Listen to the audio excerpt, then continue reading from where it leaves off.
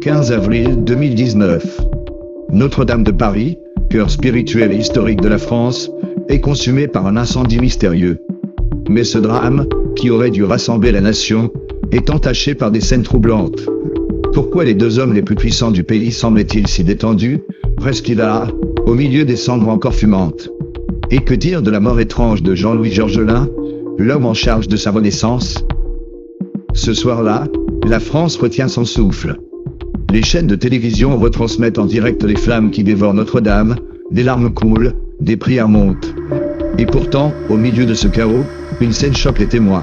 Emmanuel Macron et Édouard Philippe arrivant sur place, échangent des sourires, des rires même. Oui, vous avez bien entendu. En plein désastre. Comment expliquer une telle attitude face à une tragédie nationale? Certains diront que c'est du stress ou une maladresse. Mais d'autres voient là un signe d'indifférence, voire quelque chose de plus cynique. Et si ce rire cachait autre chose? Une certitude, une connaissance que nous ignorons? Le moment est troublant, presque irréel.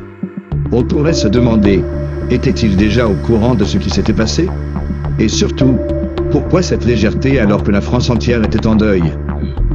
L'incendie, officiellement attribué à un accident, laisse pourtant place à des zones d'ombre.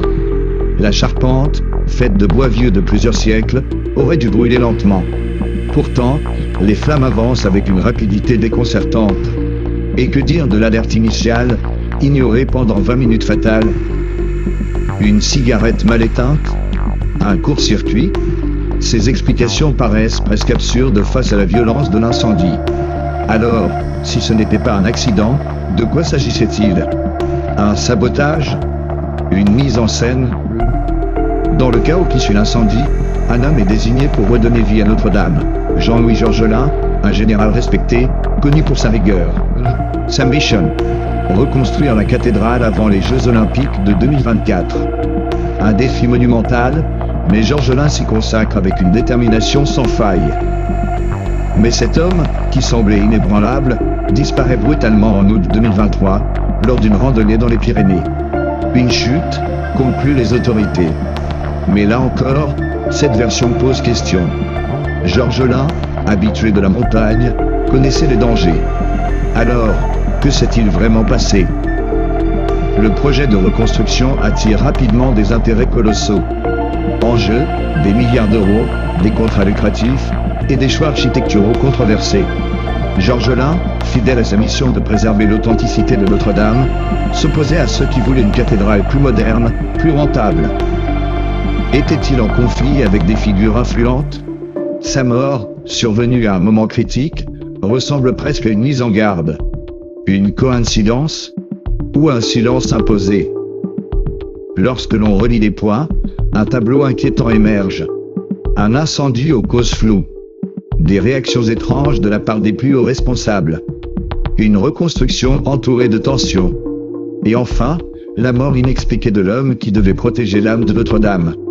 Trop de coïncidences pour un seul récit, vous ne trouvez pas?